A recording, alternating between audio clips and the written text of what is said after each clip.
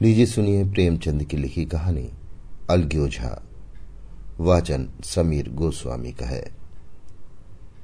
भोला महतो ने पहली स्त्री के मर जाने के बाद दूसरी सगाई की तो उसके लड़के रघु के लिए बुरे दिन आ गए। रघु की उम्र उस समय केवल 10 वर्ष की थी।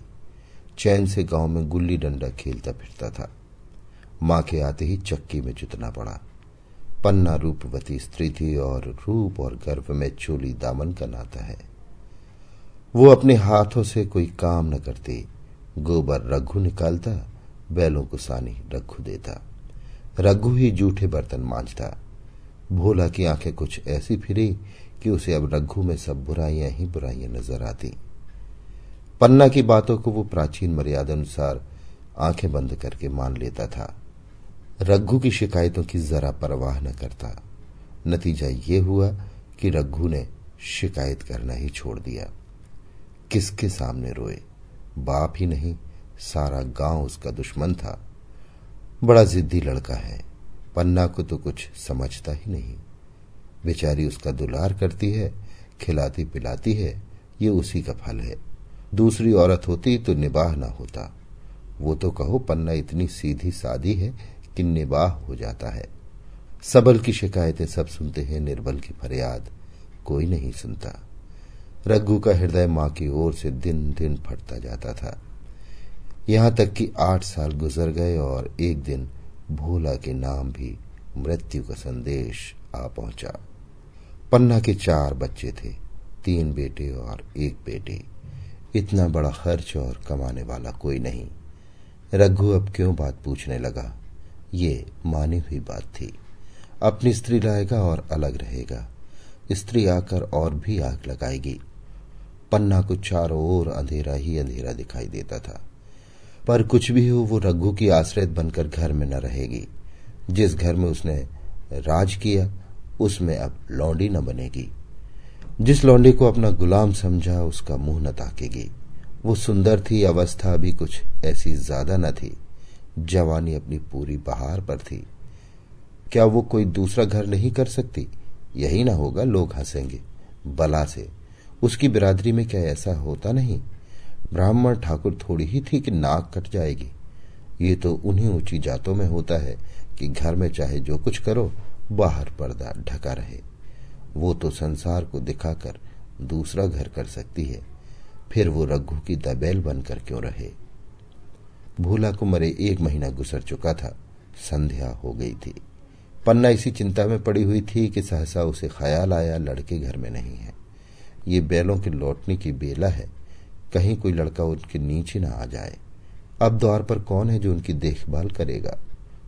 रघु को मेरे लड़के फूटी आंखों नहीं भाते, कभी हंसकर नहीं बोलता। घर से बाहर निकली तो देखा रघु सामने झोपड़े में बैठा ऊख की गडेरिया बना रहा है। लड़के उसे घेरे खड़े हैं और छोटी लड़की उसकी गर्दन में हाथ डाले उसकी पीठ पर सवार होने की चेष्टा कर रही है। पन्ना को अपनी आंखों पर विश्वास न आया। आज तो ये नई बात है। शायद दुनिया को दिखाता है कि मैं अपने भाइयों को कितना चाहता हूं और मन में छुरी रखी हुई है। घात मिले तो जान ही ले ले। काला सांप है, काला सांप। कठोर स्वर में बोली, तुम सबके सब वहां क्या करते हो? घर में आओ, सांझ की बेला है, गोरू आते होंगे। रघु ने विनीत नेत्रों से देखकर कहा, मैं तो हूं ही काकी, डर किस बात का? बड़ा लड़का केदार बोला, काकी रघु दादा ने हमारे लिए 2 गाड़ियां बना दी हैं। ये देख, एक पर हम और खुन्नू बैठेंगे, दूसरी पर लक्ष्मण और झुनिया। दादा दोनों गाड़ियां खींचेंगे। ये कहकर वो एक कोने में 2 छोटी छोटी गाड़ियां निकाल लाया। 4 पहिए लगे थे। बैठने के लिए तख्ते और रोक के लिए दोनों तरफ बाजू थे। पन्ना ने आश्चर्य से पूछा, ये गाड़ियां किसने बनाई? केदार ने चिढ़कर कहा, रघु दादा ने बनाई। और किसने? भगत के घर से बसूला और रुखानी मांग लाए और चटपट बना दी। खूब दौड़ती है काकी। बैठ खुन्नू, मैं खींचूं। खुन्नू गाड़ी में बैठ गया। केदार खींचने लगा। चरचर शोर हुआ, मानो गाड़ी भी इस खेल में लड़कों के साथ शरीक हो। लक्ष्मण ने दूसरी गाड़ी में बैठकर कहा, दादा खींचो। रघु ने झुनिया को भी गाड़ी में बिठा दिया और गाड़ी खींचता हुआ दौड़ा। तीनों लड़के तालियां बजाने लगे। पन्ना चकित नेत्रों से ये दृश्य देख रही थी और सोच रही थी कि ये वही रघु है या कोई और। थोड़ी देर बाद दोनों गाड़ियां लौटी। लड़के घर में जाकर इस यान यात्रा के अनुभव बयान करने लगे। कितने खुश थे सब, मानो हवाई जहाज पर बैठ आए हो। खुन्नू ने कहा, काकी सब पेड़ दौड़ रहे थे। लक्ष्मण बोला, और बछिया कैसी भागी? सबकी सब दौड़ी। केदार ने कहा, काकी रघु दादा दोनों गाड़ियां अभी एक साथ खींच ले जाते हैं। झुनिया सबसे छोटी थी। उसकी व्यंजना शक्ति उछल कूद और नेत्रों तक परिमित थी। तालियां बजा बजा कर नाच रही थी। खुन्नू ने कहा, अब हमारे घर गाय भी आएगी काकी। रघु दादा ने गिरधारी से कहा है कि हमें एक गाय ला दो। गिरधारी बोला, कल लाऊंगा। केदार ने कहा, 3 सेर दूध देती है काकी, खूब दूध पिएंगे। इतने में रघु भी अंदर आ गया। पन्ना ने अवहेलना की दृष्टि से देखकर पूछा, क्या रघु तुमने गिरधारी से कोई गाय मांगी है? रघु ने क्षमा प्रार्थना के भाव से कहा, हाँ मांगी तो है, कल लावेगा। पन्ना ने पूछा, रुपए किसके घर से आएंगे, ये भी सोचा है? रघु ने कहा, सब सोच लिया है काकी। मेरी ये मुहर नहीं है, इसके 25 रुपए मिल रहे हैं। 5 रुपए बछिया की मुजरा दे दूंगा, बस गाय अपनी हो जाएगी। पन्ना सन्नाटे में आ गई। अब उसका अविश्वासी मन भी रघु के प्रेम और सज्जनता को अस्वीकार न कर सका। बोली, मुहर को क्यों बेचे देते हो? गाय की अभी कौन जल्दी है, हाथ में पैसे हो जाए तो ले लेना। सूना सूना गला अच्छा न लगेगा। इतने दिनों गाय नहीं रही तो क्या लड़के नहीं जिए? रघु दार्शनिक भाव से बोला, बच्चों के खाने पीने के यही दिन है काकी। इस उम्र में ना खाया तो फिर क्या खाएंगे? मुहर पहनना मुझे अच्छा भी नहीं मालूम होता। लोग समझते होंगे कि बाप तो मर गया, इसे मुहर पहनने की सूझी है। बोला, मैं तो गाय की चिंता ही में चल बसे। न रुपए आए और न गाय मिली। मजबूर थे। रघु ने ये समस्या कितनी सुगमता से हल कर दी। आज जीवन में पहली बार पन्ना को रघु पर विश्वास आया। बोली, जब गहना ही बेचना है तो अपनी मुहर क्यों बेचोगे? मेरी हंसली ले लेना। रघु ने कहा, नहीं काकी, वो तुम्हारी गले में बहुत अच्छी लगती है। मर्दों को क्या मुहर पहने या ना पहने? पन्ना ने कहा, चल मैं बूढ़ी हुई, अब हंसली पहनकर क्या करना है? तू अभी लड़का है, तेरा गला अच्छा न लगेगा। रघु मुस्कुराकर बोला, तुम अभी से कैसे बूढ़ी हो गई? गांव में कौन है तुम्हारे बराबर? रघु की सरल आलोचना ने पन्ना को लज्जित कर दिया। उसके रूखे मुरझाए मुख पर प्रसन्नता की लाली दौड़ गई। 5 साल गुजर गए। रघु का सब मेहनती, ईमानदार, बात का धनी दूसरा किसान गांव में न था।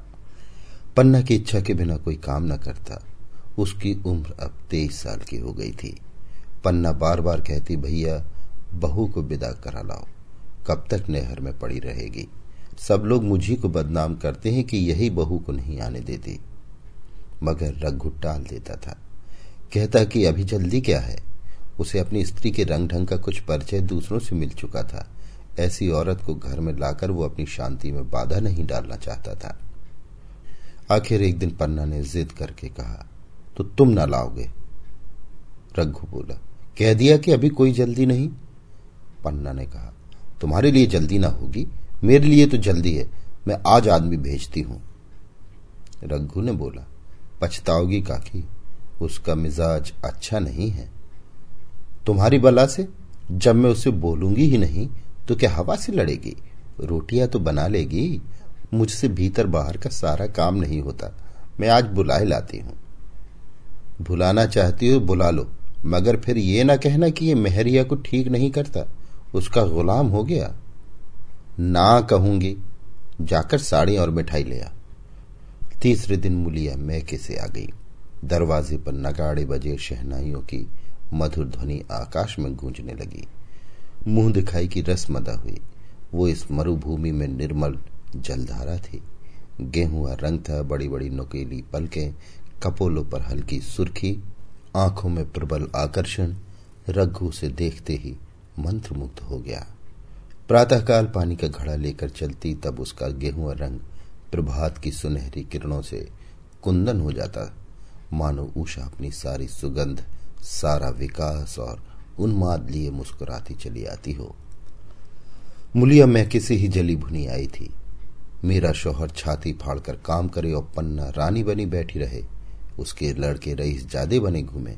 मुलिया से ये बर्दाश्त न होगा। वो किसी की गुलामी न करेगी। अपने लड़के तो अपने होते नहीं, भाई किसके होते हैं।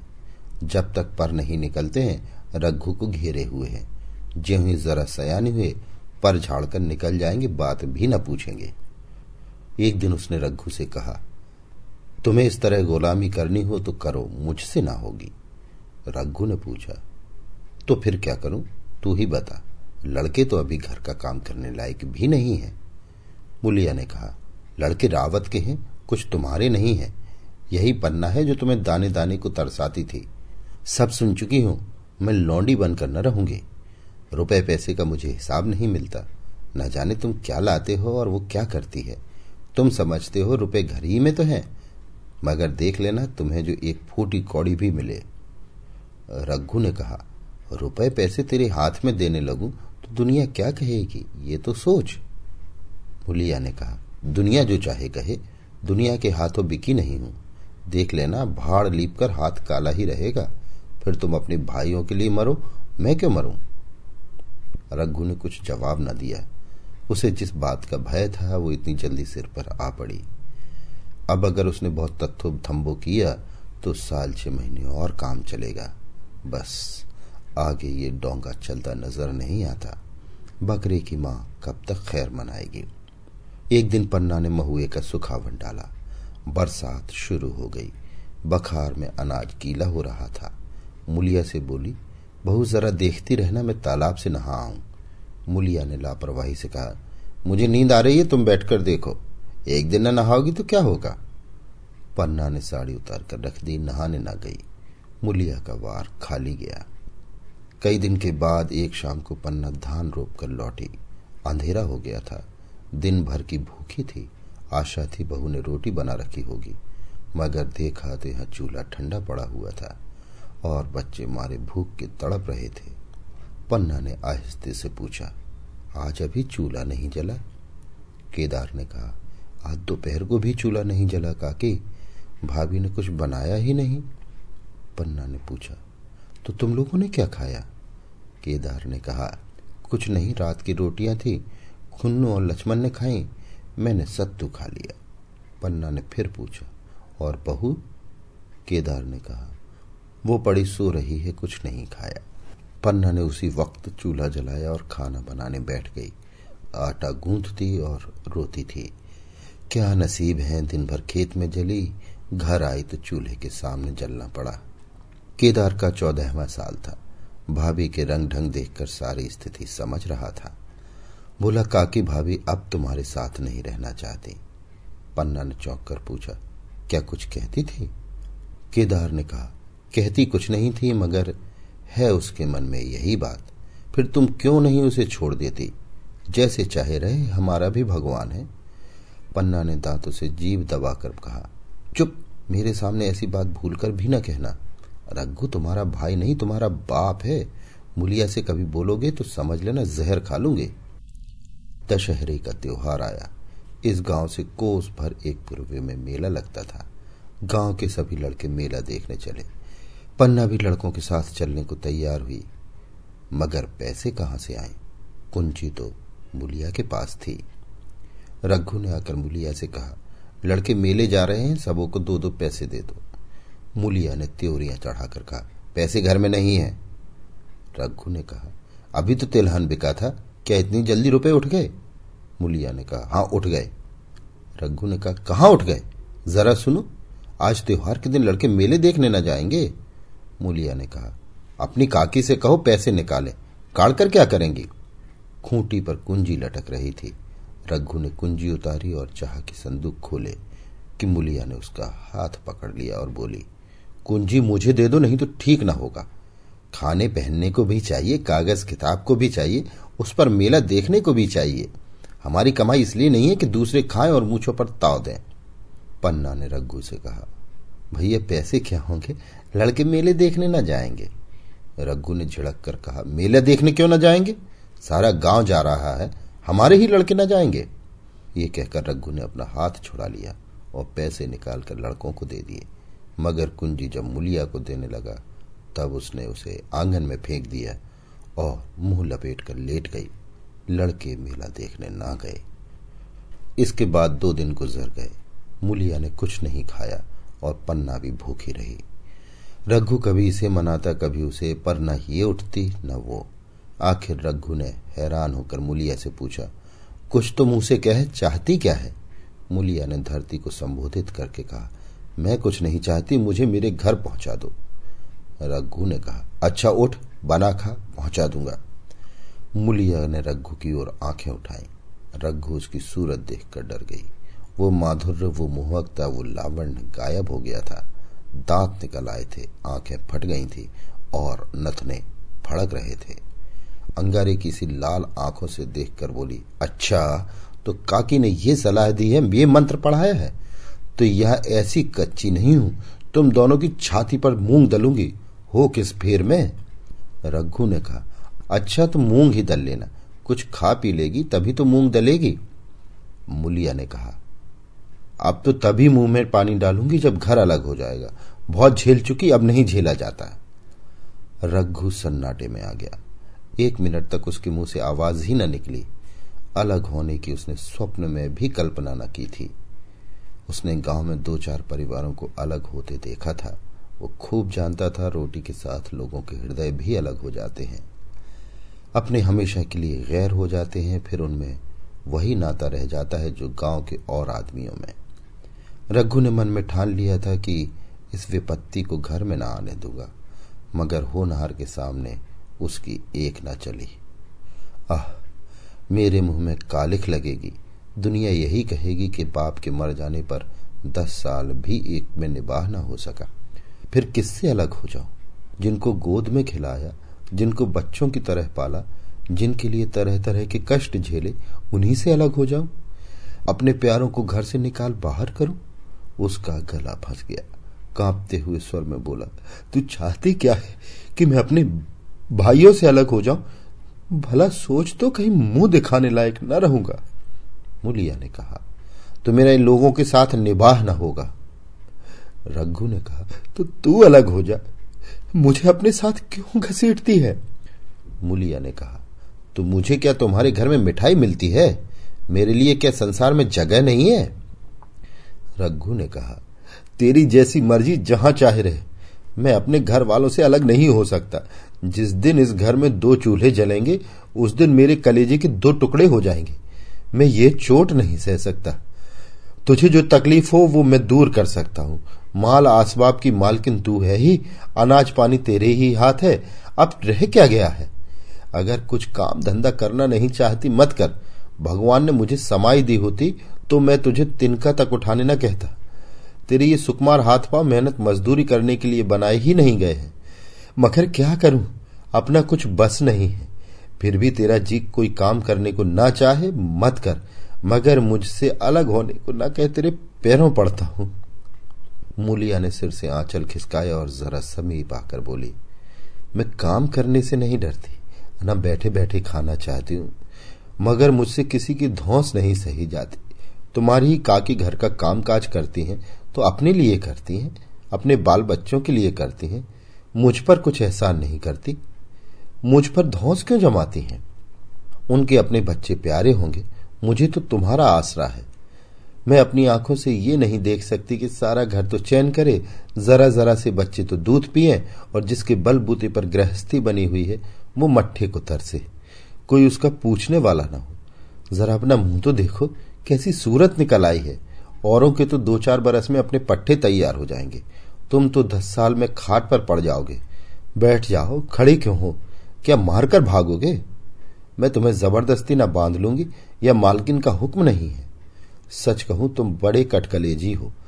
मैं जानती ऐसे निर्मोहिए से पाला पड़ेगा तो इस घर में भूल से ना आती भी तो मन न लगाती, मगर अब तो मन तुमसे लग गया। घर भी जाऊं तो मन यहां ही रहेगा, और तुम जो हो मेरी बात नहीं पूछते। मुलिया की ये रसीली बातें रघु पर कोई असर न डाल सकी। वो उसी रुखाई से बोला, मुलिया मुझसे ये सहन न होगा। अलग होने का ध्यान करते ही मेरा मन न जाने कैसा हो जाता है। ये चोट मुझसे न सही जाएगी। मुलिया ने परिहास करके कहा, तो चूड़ियां पहनकर अंदर बैठो ना, लाओ मैं मूछें लगा दूं। मैं तो समझती थी कि तुम में भी कुछ कसबल है, अब देखती हूं तो निरे मिट्टी के लौंदे हो। पन्ना दालान में खड़ी दोनों की बातचीत सुन रही थी। अब उससे ना रहा गया। सामने आकर रघु से बोली, जब वो अलग होने पर तुली हुई है, फिर तुम क्यों उसे जबरदस्ती मिलाए रखना चाहते हो? तुम उसे लेकर रहो, हमारे भगवान मालिक हैं। जब मैं तो मर गए थे और कहीं पत्ती की भी छाया न थी। जब उस वक्त भगवान ने निबाह दिया तो अब क्या डर? अब तो भगवान की दया से तीनों लड़के सयाने हो गए हैं, अब कोई चिंता नहीं है। रघु ने आंसू भरी आंखों से पन्ना को देखकर कहा, काकी तू भी पागल हो गई है क्या? जानती नहीं, 2 रोटियां होते ही 2 मन हो जाते हैं। पन्ना ने कहा, जब वो मानती ही नहीं तब तुम क्या करोगे? भगवान की मर्जी होगी तो कोई क्या करेगा? परालब्ध में जितने दिन एक साथ रहना लिखा था उतने दिन रहे। अब उसकी यही मर्जी है तो यही सही। तुमने मेरे बाल बच्चों के लिए जो कुछ किया वो भूल नहीं सकती। तुमने इनके सिर हाथ न रखा होता तो आज इनकी न जाने क्या गति होती, न जाने किसके द्वार पर ठोकरें खाते होते, न जाने कहां कहां भीख मांगते फिरते। तुम्हारा जस मरते दम तक गाऊंगी। अगर मेरी खाल तुम्हारे जूते बनाने के काम आए तो खुशी से दे दूं। चाहे तुमसे अलग हो जाऊं, पर जिस घड़ी पुकारोगे कुत्ते की तरह दौड़ी आऊंगी। ये भूलकर भी न सोचना कि तुमसे अलग होकर मैं बुरा चेतूंगी। जिस दिन तुम्हारा अनभल मेरे मन में आएगा उस दिन विष खाकर मर जाऊंगी। भगवान करे तुम दूधो नहाओ पूतो फलो। मरते दम तक यही असीस मेरे रोए रोए से निकलती रहेगी। और अगर लड़के भी अपने बाप के हैं तो मरते दम तक तुम्हारा पोस मानेंगे। ये कहकर पन्ना रोती हुई चली गई। रघु वहीं मूर्ति की तरह बैठा रहा। आसमान की ओर टकटकी लगी थी और आंखों से आंसू बह रहे थे। पन्ना की बातें सुनकर मुलिया समझ गई कि अपने पौवा रहे हैं। चटपट उठी, घर में झाड़ू लगाई, चूल्हा जलाया और कुएं से पानी लाने चली। उसकी टेक पूरी हो गई थी। गांव में स्त्रियों के 2 दल होते हैं, एक बहुओं का, दूसरा सासों का। बहुएं सलाह और सहानुभूति के लिए अपने दल में जाती हैं, सासें अपने में। दोनों की पंचायतें अलग होती हैं। मुलिया को कुएं पर 2-3 बहुएं मिल गईं। एक ने पूछा, आज तो तुम्हारी बुढ़िया बहुत रोध हो रही थी। मुलिया ने विजय के गर्व से कहा, इतने दिनों से घर की मालकिन बनी हुई है, राजपाट छोड़ते किसको अच्छा लगता है? बहन, मैं उनका बुरा नहीं चाहती, लेकिन एक आदमी की कमाई में कहां तक बरकत होगी? मेरे भी तो यहाँ खाने पीने पहनने ओढ़ने के दिन हैं। अभी उनके पीछे मरो, फिर बाल बच्चे हो जाए उनके पीछे मरो, सारी जिंदगी रोते ही कट जाए। एक बहू बोली, बुढ़िया यही चाहती हैं कि ये सब जन्म भर लौनी बनी रहें, मोटा झोंटा खाएं और पड़ी रहें। दूसरी बहू ने कहा, किस भरोसे पर कोई मरे? अपने लड़के तो बात नहीं पूछे, पराए लड़कों का क्या भरोसा? कल इनके हाथ पैर हो जाएंगे, फिर कौन पूछता है? अपनी अपनी मेहरियों का मुंह देखेंगे। पहले ही से फटकार देना अच्छा है, फिर तो कोई कलंक ना होगा। मुलिया पानी लेकर गई, खाना बनाया और रघु से बोली, जाओ नहाओ, रोटी तैयार है। रघु ने मानो सुना ही नहीं, सिर पर हाथ रखकर द्वार की तरफ ताकता रहा। मुलिया ने कहा, क्या कहती हूं, कुछ सुनाई देता है? रोटी तैयार है, जाओ नहाओ। रघु ने कहा, सुन तो रहा हूं, क्या बहरा हूं? रोटी तैयार है तो जाकर खा ले, मुझे भूख नहीं है। मुलिया ने फिर नहीं कहा। जाकर चूल्हा बुझा दिया, रोटियां उठाकर छीके पर रख दी और मुंह ढाक कर लेट रही। जरा देर में पन्ना आकर बोली, खाना तैयार है, नहा धोकर खा लो, बहू भी भूखी होगी। रघु ने झुंझलाकर कहा, काकी तू घर में रहने देगी कि मुंह में कालिख लगाकर कहीं निकल जाऊं? खाना तो खाना ही है, आज न खाऊंगा कल खाऊंगा, लेकिन अभी मुझसे न खाया जाएगा। केदार क्या अभी मदरसे से नहीं आया? पन्ना ने कहा, अभी तो नहीं आया, आता ही होगा। पन्ना समझ गई कि जब तक वो खाना बनाकर लड़कों को न खिलाएगी और खुद न खाएगी, रघु न खाएगा। इतना ही नहीं, उसे रघु से लड़ाई करनी पड़ेगी, उसे जली कटी सुनाना पड़ेगी, उसे ये दिखाना पड़ेगा कि मैं ही उससे अलग होना चाहती हूं। नहीं तो वो इसी चिंता में घुल घुल कर प्राण दे देगा। ये सोचकर उसने अलग चूल्हा जलाया और खाना बनाने लगी। इतने में केदार और खुन्नू मदरसे से आ गए। पन्ना ने कहा, आओ बेटा खा लो, रोटी तैयार है। केदार ने पूछा, भैया को भी बुला लूं ना?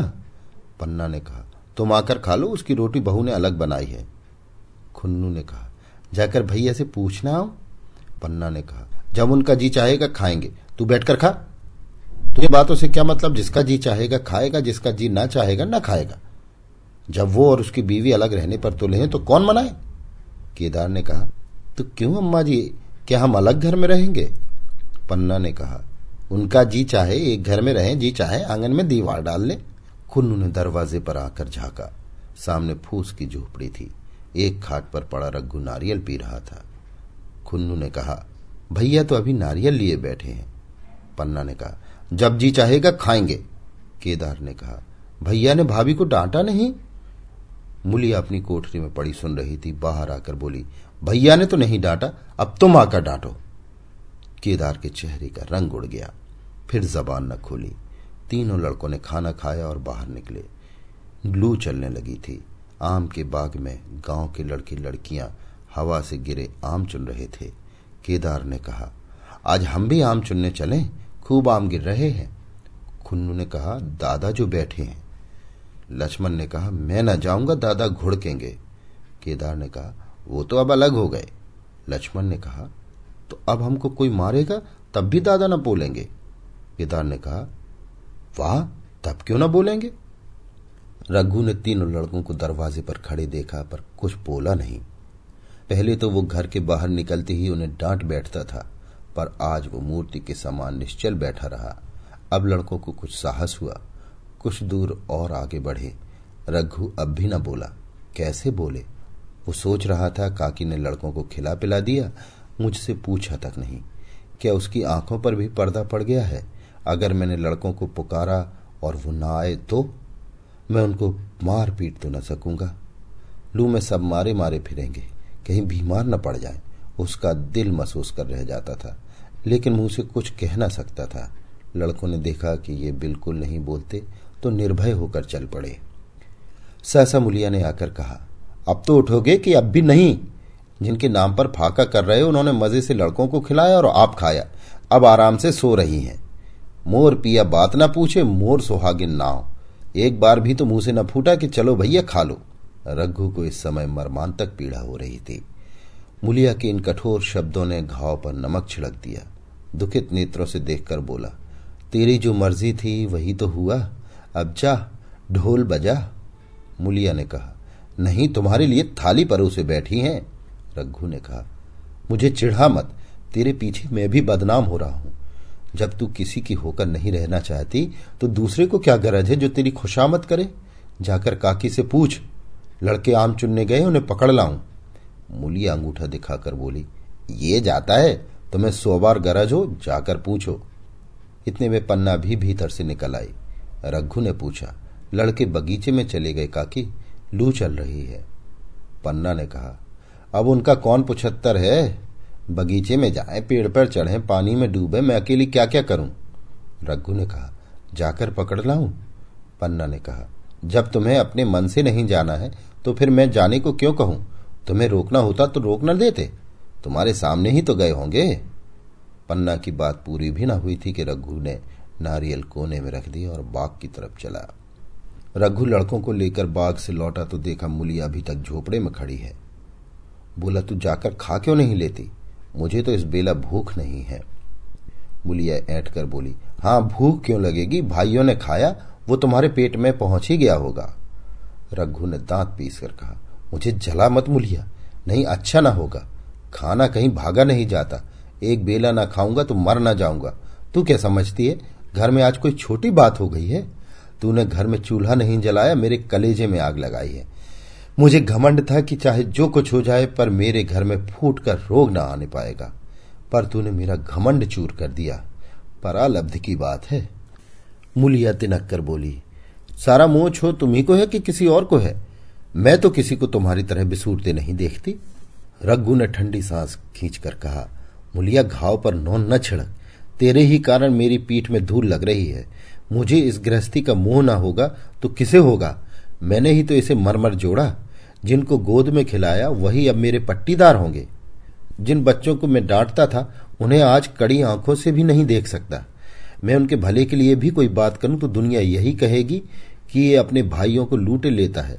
जा, मुझे छोड़ दे, अभी मुझसे कुछ न खाया जाएगा। मुलिया ने कहा, मैं कसम रखा दूंगी, नहीं चुपके से चले चलो।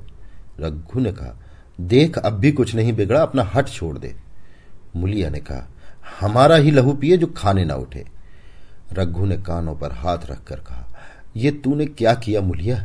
मैं तो उठ ही रहा था। चल खा लूं, नहाने धोने कौन जाए, लेकिन इतना कह देता हूं कि चाहे 4 की जगह 6 रोटियां खा जाऊं, चाहे तू मुझे घी के मटके ही में डुबो दे, पर यह दाग मेरे दिल से न मिटेगा। मुलिया ने कहा, दाग साग सब मिट जाएगा, पहले सबको ऐसा ही लगता है। देखते नहीं उधर कैसी चैन की बंशी बज रही है। वो तो मना ही रही थी कि किसी तरह ये सब अलग हो जाए। अब वो पहले किसी चांदी तो नहीं है कि जो कुछ घर में आवे सब गायब। अब क्यों हमारे साथ रहने लगी? रघु ने आहत स्वर में कहा, इसी बात का तो मुझे गम है, काकी से मुझे ऐसी आशा न थी। रघु खाने बैठा तो कौर विष के घूंट सा लगता था। जान पड़ता था रोटियां भूसी हैं, दाल पानी सी लगती, पानी कंठ के नीचे न उतरता था। दूध की तरफ देखा तक नहीं। 2-4 गिलास खाकर उठाया, जैसे किसी प्रियजन के श्राद्ध का भोजन हो। रात का भोजन भी उसने इसी तरह किया। भोजन क्या किया, कसम पूरी की। रात भर उसका चित्त उद्विग्न रहा।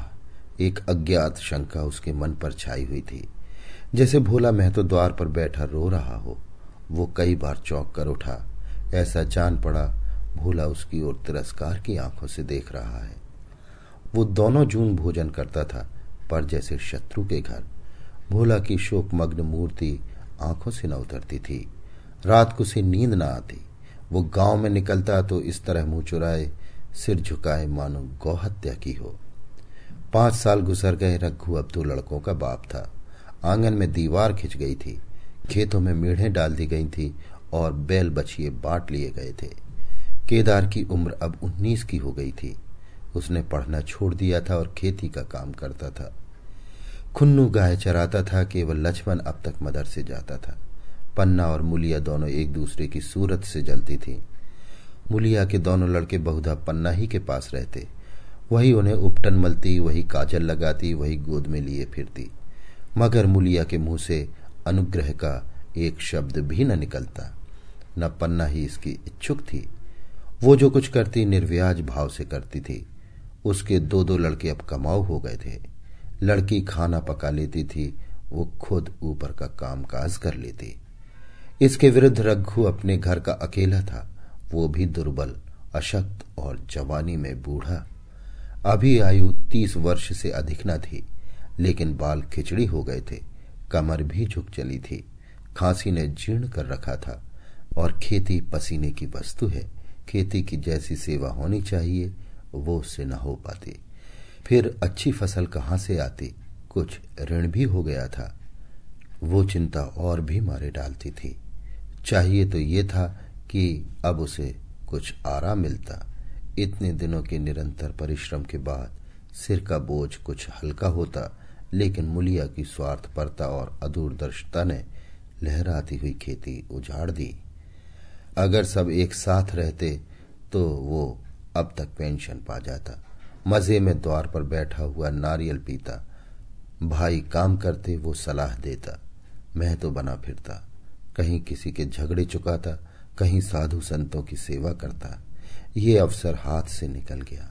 अब तो चिंता भार दिन दिन बढ़ता जाता था। आखिर उसे धीमा ज्वर रहने लगा।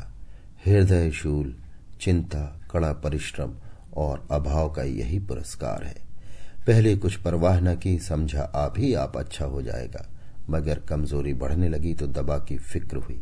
जिसने जो बता दिया खा लिया। डॉक्टरों और वैद्यों के पास जाने की सामर्थ्य कहाँ, और सामर्थ्य भी होती तो रुपए खर्च कर देने की सिवा और नतीजा ही क्या था। जीर्ण ज्वर की औषधि आराम और पुष्टिकारक भोजन है। न वो बसंत मालती का सेवन कर सकता था और न आराम से बैठकर बलवर्धक भोजन कर सकता था। कमजोरी बढ़ती ही गई। पन्ना को अवसर मिलता तो वो आकर उसे तसल्ली देती, लेकिन उसके लड़के अब रघु से बात भी न करते थे। दवा दारू तो क्या करते, उसका और मजाक उड़ाते। भैया समझते थे कि हम लोगों से अलग होकर सोने और ईंट रख लेंगे। भाभी भी समझती थी सोने से लद जाऊंगी। अब देखें कौन पूछता है। सिसक सिसक कर न मरे तो कह देना। बहुत हाय हाय भी अच्छी नहीं होती। आदमी उतना काम करे जितना हो सके, ये नहीं कि रुपए के लिए जान दे दे। पन्ना कहती, रघु बेचारी का कौन दोष है? केदार कहता, चल मैं खूब समझता हूं, भैया की जगह मैं होता तो डंडे से बात करता। मजाक थी कि औरत यों जिद करती? ये सब भैया की चाल थी, सब सधी बदी बात थी। आखिर एक दिन रघु का टिमटिमाता हुआ जीवन दीपक बुझ गया। मौत ने सारी चिंताओं का अंत कर दिया। अंत समय उसने केदार को बुलाया था, पर केदार को ऊख में पानी देना था। डरा कहीं दवा के लिए न भेज दे, बहाना बना दिया। मुलिया का जीवन अंधकारमय हो गया। जिस भूमि पर उसने मंसूबों की दीवार खड़ी की थी वो नीचे से खिसक गई थी। जिस खूंटे के बल पर वो उछल रही थी वो उखड़ गया था। गांव वालों ने कहना शुरू किया, ईश्वर ने कैसा तत्काल दंड दिया। बेचारी मारे लाज के अपने दोनों बच्चों के लिए रोया करती। गांव में किसी को मुंह दिखाने का साहस न होता। प्रत्येक प्राणी उससे ये कहता हुआ मालूम होता था, मारे घमंड की धरती पर पांव न रखती थी। आखिर सजा मिल ही गई कि नहीं? अब इस घर में कैसी निर्वाह होगा? वो किसके सहारे रहेगी? किसके बल पर खेती होगी? बेचारा रघु बीमार था, दुर्बल था, पर जब तक जीता रहा अपना काम करता रहा। मारे कमजोरी के कभी कभी सिर पकड़कर बैठ जाता और जरा दम लेकर फिर हाथ चलाने लगता था। सारी खेती तहस नहस हो रही थी, उसे कौन संभालेगा? अनाज की डांठें खलिहान में पड़ी थीं, ऊख अलग सूख रही थी। वो अकेली क्या क्या करेगी? फिर सिंचाई अकेले आदमी का तो काम नहीं, 3-3 मजदूरों को कहां से लाए? गांव में मजदूर थे ही कितने? आदमियों के लिए खींचातानी हो रही थी, क्या करे क्या ना करे। इस तरह 13 दिन बीत गए। क्रियाकर्म से छुट्टी मिली। दूसरे ही दिन सवेरे मुलिया ने दोनों बालकों को गोद में उठाया और अनाज मारने चली। खलिहान में पहुंचकर उसने एक को तो पेड़ के नीचे घास के नर्म बिस्तर पर सुला दिया और दूसरे को वहीं बैठाकर अनाज मारने लगी। बैलों को हाँकती थी और रोती थी। क्या इसीलिए भगवान ने उसको जन्म दिया था? देखते देखते क्या से क्या हो गया। इन्हीं दिनों पिछले साल भी अनाज मारा गया था। वो रघु के लिए लोटे में शरबत और मटर की घुंघनी लेकर आई थी। आज कोई उसके ना आगे है न पीछे, लेकिन किसी की लौंडी तो नहीं हूं। उसे अलग होने का अब भी पछतावा न था। एकाएक छोटे बच्चे का रोना सुनकर उसने उधर ताका तो बड़ा लड़का उसे चुमका कर कह रहा था, भैया तुप रहो तुप रहो। धीरे धीरे उसके मुंह पर हाथ फेरता था और चुप कराने के लिए विकल था। जब बच्चा किसी तरह चुप न हुआ तो वो खुद उसके पास लेट गया और उसे छाती से लगाकर प्यार करने लगा। मगर जब ये प्रयत्न भी सफल न हुआ तो वो रोने लगा। उसी समय पन्ना दौड़ी आई और छोटे बालक को गोद में उठाकर प्यार करती हुई बोली, लड़कों को मुझे क्यों ना दे आई बहू? हाय, बेचारा धरती पर पड़ा लोट रहा है। जब मैं मर जाऊं तो जो चाहे करना, अभी तो जीती हूं। अलग हो जाने से बच्चे तो नहीं अलग हो गए। मुलिया ने कहा, तुम्हें भी तो छुट्टी नहीं थी अम्मा, क्या करती? पन्ना ने कहा, तो तुझे यहां आने की ऐसी क्या जल्दी थी? डांट मार न जाती? 3-3 लड़के तो हैं और किस दिन काम आएंगे? केदार तो कल ही मारने को कह रहा था, पर मैंने कहा पहले ऊख में पानी दे लो, फिर आज मारना। मड़ाई तो 10 दिन बाद भी हो सकती है। ऊख की सिंचाई न हुई तो सूख जाएगी। कल से पानी चढ़ा हुआ है, परसों तक खेत पुर जाएगा, तब मड़ाई हो जाएगी। तुझे विश्वास न आएगा, जब से भैया मरे हैं केदार को बड़ी चिंता हो गई है। दिन में 100 बार पूछता है, भाभी बहुत रोती तो नहीं है? देख लड़के भूखे तो नहीं है? कोई लड़का रोता है तो दौड़ आता है, देख अम्मा क्या हुआ, बच्चा क्यों रोता है?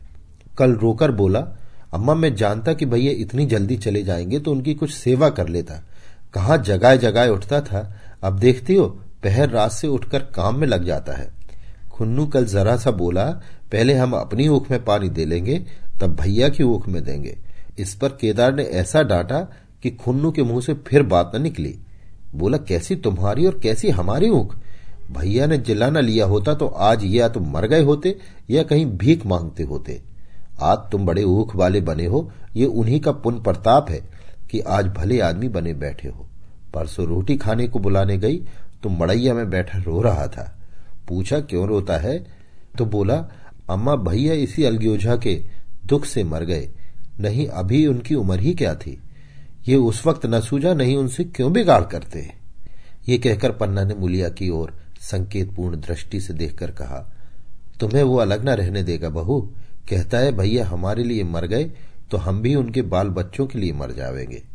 मुलिया की आंखों से आंसू जारी थे। पन्ना की बातों में आज सच्ची वेदना, सच्ची सांत्वना, सच्ची चिंता भरी हुई थी।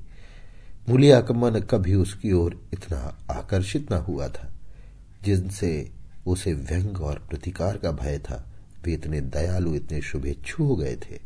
आज पहली बार उसे अपनी स्वार्थपरता पर लज्जा आई। पहली बार आत्मा ने अलगोजे पर धिक्कारा। इस घटना को हुए 5 साल गुजर गए। पन्ना आज बूढ़ी हो गई है। केदार घर का मालिक है, मुलिया घर की मालकिन है। खुल्लू और लक्ष्मण के विवाह हो चुके हैं, मगर केदार अभी तक कुंवारा है। कहता है मैं विवाह न करूंगा। कई जगहों से बातचीत हुई, कई सगाइयां आई, पर उसने हामी न भरी। पन्ना ने कंपे लगाए, जाल फैलाए, पर वो न फंसा। कहता औरतों से कौन सुख। मेहरिया घर में आई और आदमी का मिजाज बदला। फिर जो कुछ है वो मेहरिया है। माँ बाप, भाई, बंधु सब पराए हैं। जब भैया जैसे आदमी का मिजाज बदल गया तो फिर दूसरों की क्या गिनती। 2 लड़के भगवान के दिए हैं और क्या चाहिए। बिना ब्याह किए 2 बेटे मिल गए, इससे बढ़कर और क्या होगा। जिसे अपना समझो वो अपना है, जिसे गैर समझो वो गैर है। एक दिन पन्ना ने कहा, तेरा वंश कैसे चलेगा। केदार ने कहा, मेरा वंश तो चल रहा है, दोनों लड़कों को अपना ही समझता हूं। पन्ना ने कहा, समझने ही पर है तो तुम मुलिया को भी अपनी मेहरिया समझता होगा। केदार ने झेपते हुए कहा, तुम तो गाली देती हो अम्मा। पन्ना ने कहा, गाली कैसी, तेरी भाभी ही तो है। केदार ने कहा, मेरे जैसे लठ गंवार को वो क्यों पूछने लगी। पन्ना ने कहा, तू करने को कहे तो मैं उससे पूछूं। केदार ने कहा, नहीं मेरी अम्मा कहीं रोने गाने न लगे। पन्ना ने कहा, तेरा मन हो तो मैं बातों बातें में उसके मन की थाह लूं। केदार ने कहा, मैं नहीं जानता, जो चाहे कर। पन्ना केदार के मन की बात समझ गई। लड़के का दिल मुलिया पर आया हुआ है, पर संकोच और भय के मारे कुछ नहीं कहता। उसी दिन उसने मुलिया से कहा, क्या करूं बहू, मन की लालसा मन में ही रह जाती है। केदार का घर भी बस जाता तो मैं निश्चिंत हो जाती। मुलिया ने कहा, वो तो करने को ही नहीं कहते। पन्ना ने कहा, कहता है ऐसी औरत मिले जो घर में मेल से रहे तो कर लूं। मुलिया बोली, ऐसी औरत कहाँ मिलेगी, कहीं ढूंढो। पन्ना ने कहा, मैंने तो ढूंढ लिया है। मुलिया ने कहा, सच, किस गांव की है। पन्ना ने कहा, अभी न बताऊंगी, मुदा ये जानती हूं कि उससे केदार की सगाई हो जाए तो घर बन जाए और केदार की जिंदगी भी सफल हो जाए। ना जाने लड़की मानेगी कि नहीं। मुलिया ने कहा, मानेगी क्यों नहीं अम्मा, ऐसा सुंदर कमाऊ सुशीलवर और कहाँ मिल जाता है। उस जन्म का कोई साधु महात्मा है, नहीं तो लड़ाई झगड़े के डर से कौन बिन ब्याह रहता है। कहाँ रहती है, मैं जाकर उसे मना लाऊंगी। पन्ना बोली, तू चाहे तो उसे मना ले, तेरे ही ऊपर है। मुलिया ने कहा, मैं आज ही चली जाऊंगी अम्मा, उसके पैरों पड़कर मना लाऊंगी। पन्ना ने कहा, बता दूं, वो तू ही है। मुलिया लजाकर बोली, तुम तो अम्मा जी गाली देती हो। पन्ना ने कहा, गाली कैसी, देवर ही तो है। मुलिया बोली, मुझ जैसी बुढ़िया को वो क्यों पूछेंगे। पन्ना ने कहा, वो तुझी पर दांत लगाए बैठा है, तेरे सिवा कोई और उसे भाती ही नहीं, डर के मादे कहता नहीं, पर उसके मन की बात मैं जानती हूं। वैधव्य के शोक से मुरझाया हुआ मुलिया का पीत वदन कमल की भांति अरुण हो उठा। 10 वर्षों में जो कुछ खोया था वो इसी एक क्षण में मानो ब्याज के साथ मिल गया। वही लावण्य, वही विकास, वही आकर्षण, वही लोच। अभी आप सुन रहे थे प्रेमचंद की लिखी कहानी अलगोजा।